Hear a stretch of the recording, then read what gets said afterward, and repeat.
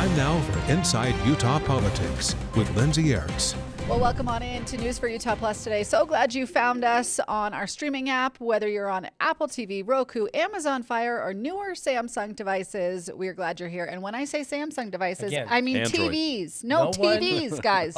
This is a TV show. Samsung television. Yes. I actually have one of I'm those. not. So those are great. Exactly. Yeah. That's what I'm saying. As long as we're not promoting Android devices of any kind. No, That's right. I was not doing that. You misinterpreted me. This is an inside joke from Tuesday. You are the pro-Android user in our text thread. You're The an one Android apologist. out of 100. The one that ruins everything for everyone else. Turns text bubbles Our green. text thread turns into 3 different text threads. I fly under the radar here because I'm mostly lurking in these chats, but unfortunately I'm an Android too. So he's part of the even if problem. you get Lindsay, you're going to have to get me as well.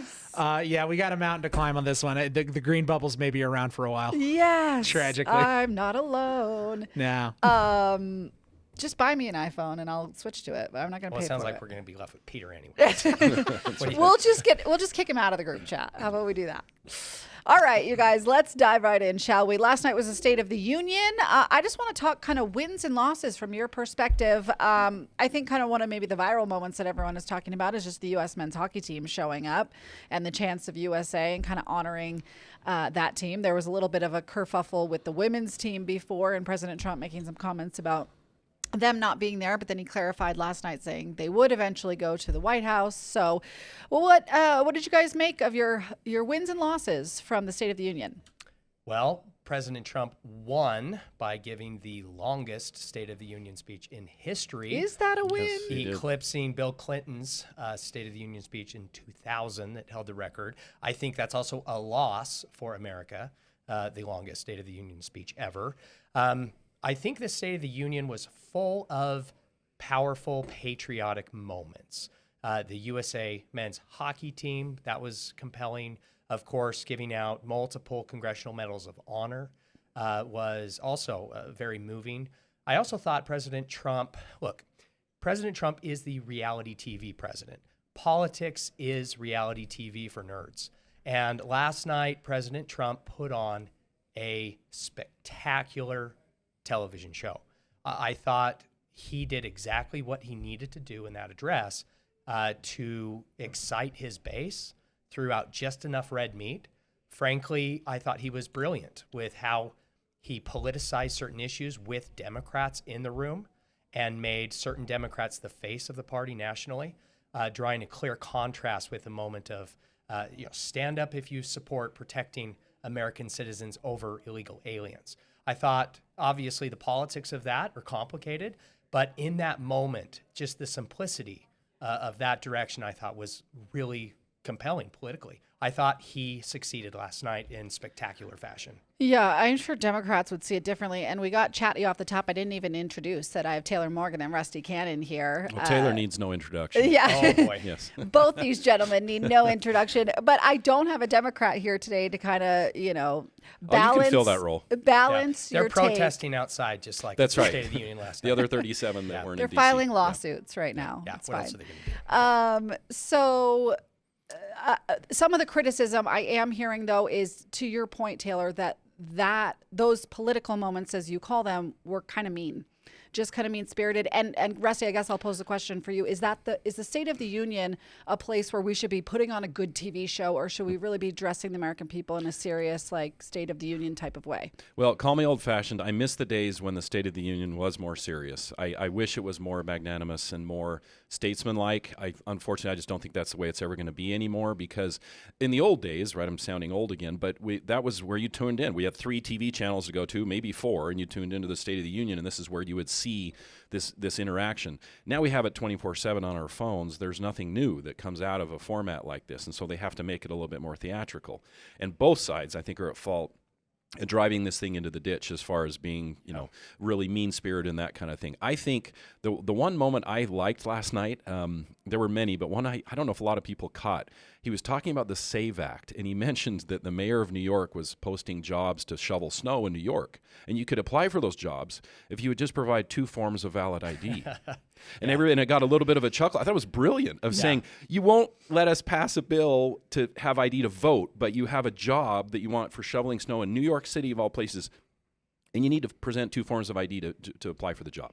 I thought that was brilliant. Some of the other stuff that I thought was well played, but when you say mean-spirited, it's not new. We've been having him in our political circles now for a decade, right? Literally a decade. I don't think it was new if he was a little bit mean-spirited. I don't think it was a good look for a couple in particular that were yelling at the president and just sounded like just angry people. I don't think that was a good look for them, but I think that's the world we live in. Yeah. Did you guys see the point where he low-key shouted out Blake Moore, but not by name? He just called him the tall guy. I missed that. Did you miss that part? I totally missed that. I did miss that. Okay, Wow. so Congrats, he Congressman was Moore. talking about the Trump accounts, and Blake Moore was instrumental, kind of took the lead from the House side on the Trump accounts, you know, that give $1,000 to every new baby born in America. This morning, Congressman Moore tweeted, he may know me by my height more than my name, but at least he knows I'm proud to have worked with him to enact historic investment accounts. Basically, President Trump was like, that tall guy sitting there in the third row, great guy, you know, like. I totally missed that. Yeah, didn't call him out by name. Oh, so that's- there he is. Oh, okay, yeah. there's the tweet. Oh, play Okay. the clip, Peter. Can you play that clip right there? Okay, sorry. That's great. What an honor. I know. For, Under our bill, parents like Megan can also activate their children's brand new Trump accounts. And I didn't name it. I did not name that.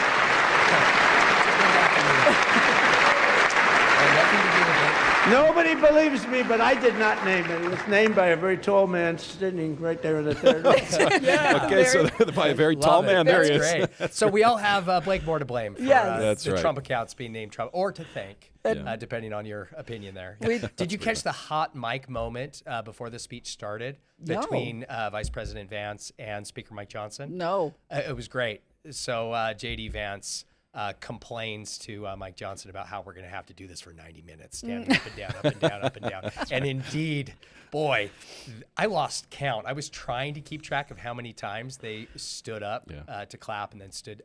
I gave up at like 74. We should have, you know, what we should have done, put a prop bet on it. How many times can you stand up or down? Well, we should have, because that's not going to be legal in Utah for much longer.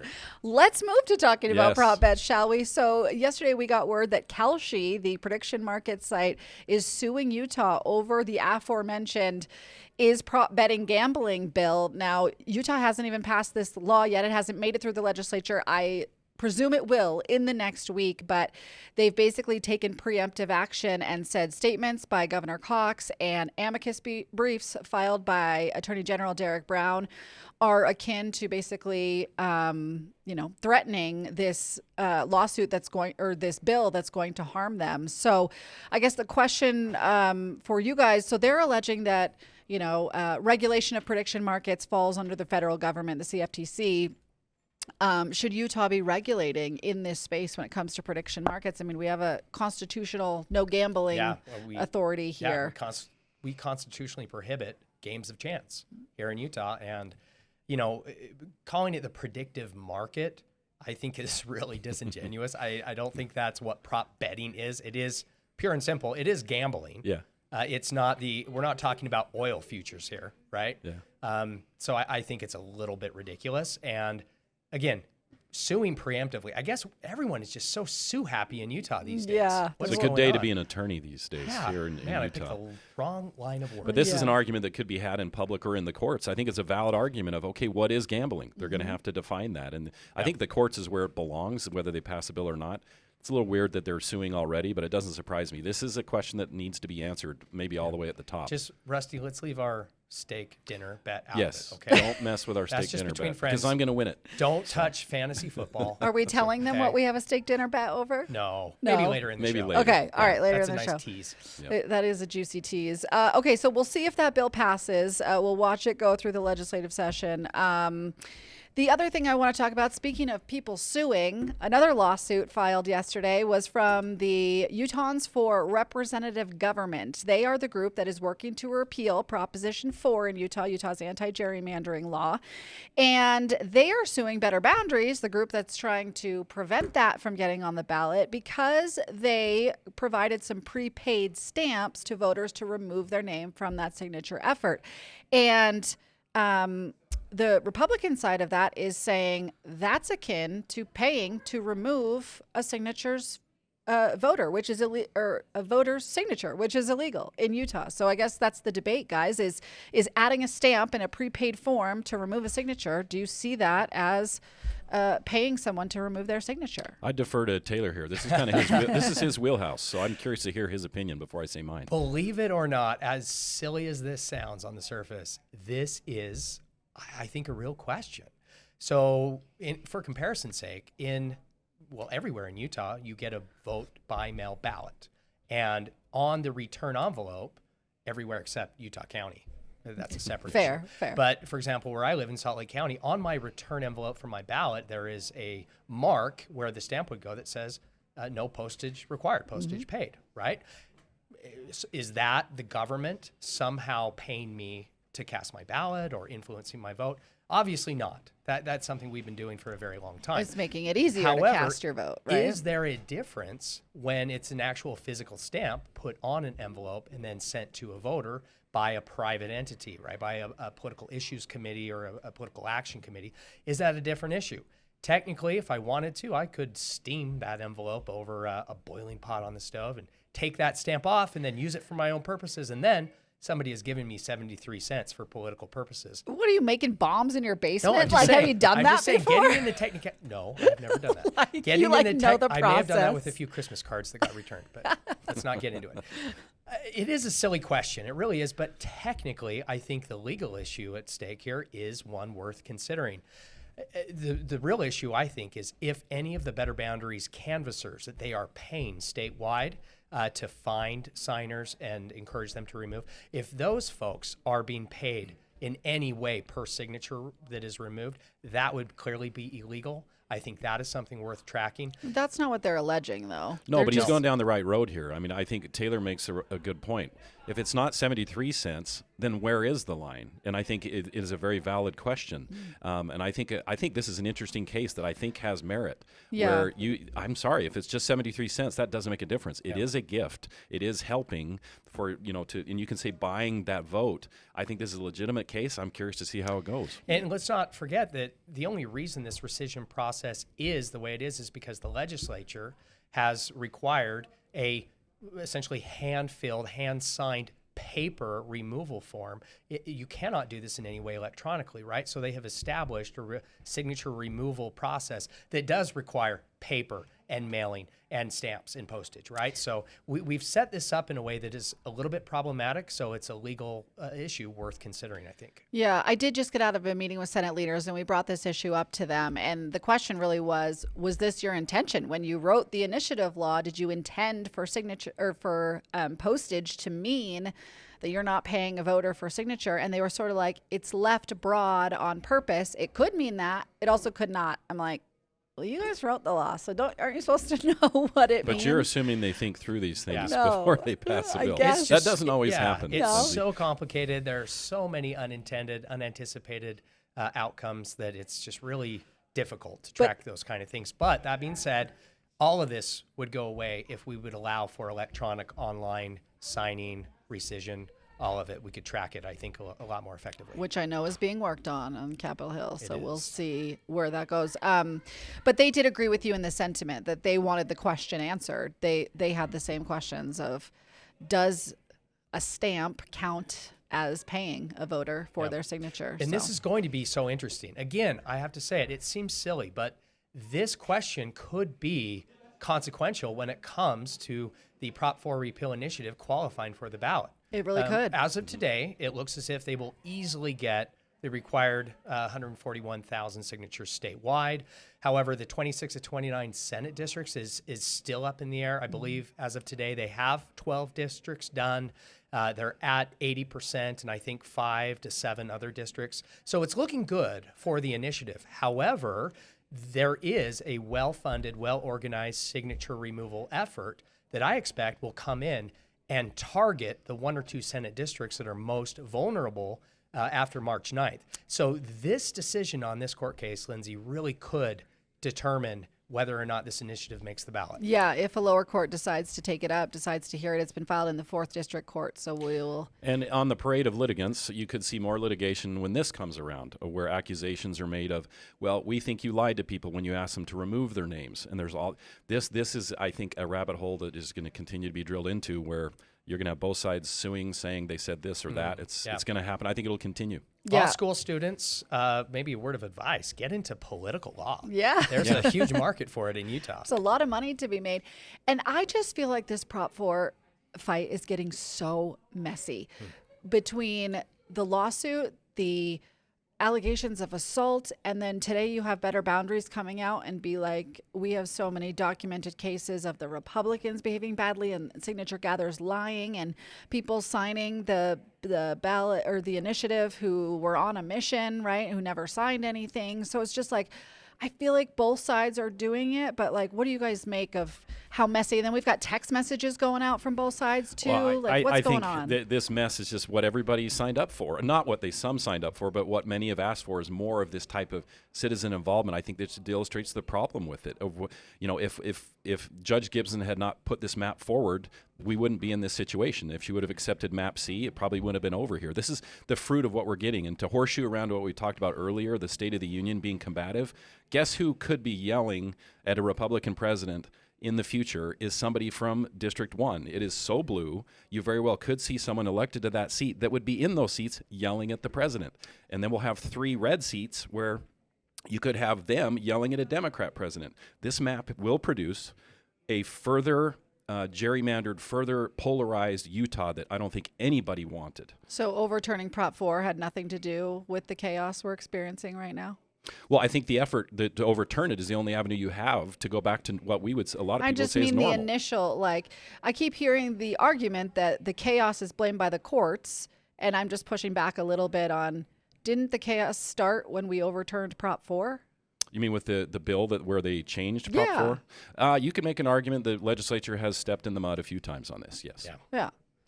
And to the question of just the messiness and kind of the tit-for-tat ridiculousness involving, complaints over texting and, incorrect information, persuading people to sign here and there.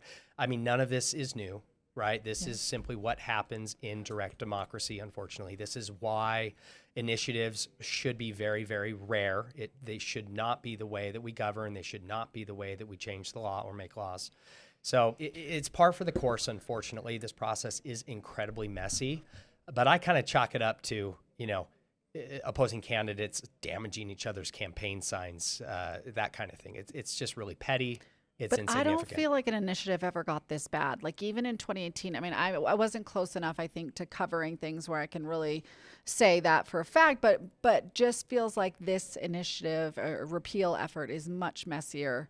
Well, that's because it's much better. It's funded, at a much larger scale, $4 million.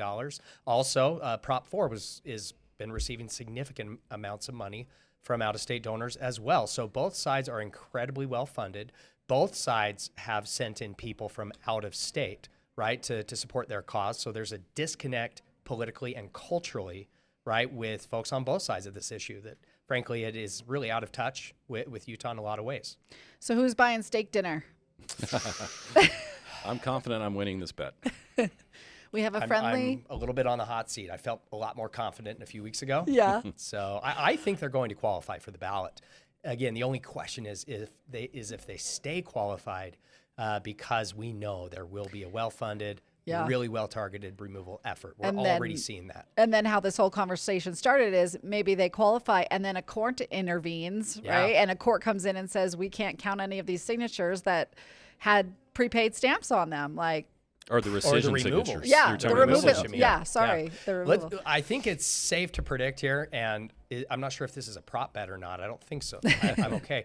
I think it is absolutely safe to assume that we are going to see even more lawsuits on this. It's a never-ending stream of litigation, unfortunately. I just hope we can finally put this thing to rest by November of 2026. It's dizzying for sure. Okay, speaking of lawsuits, we have more we have to talk about. Oh, heavens. Good grief. So, if you're not aware, the legislature created a constitutional court this session, which essentially creates a 3-judge panel at the district level. They are allowed to move cases from their current single judges to this 3-judge panel. The panel is randomly selected, but it's only the state who's allowed to move these cases. Well, the state has announced that 4 different cases. They've requested 4 cases to move to this constitutional court to get them out of their current judges' hands and into these panel hands. And 2 of those cases have now challenged that, trying to block this constitutional court law from even being implemented here.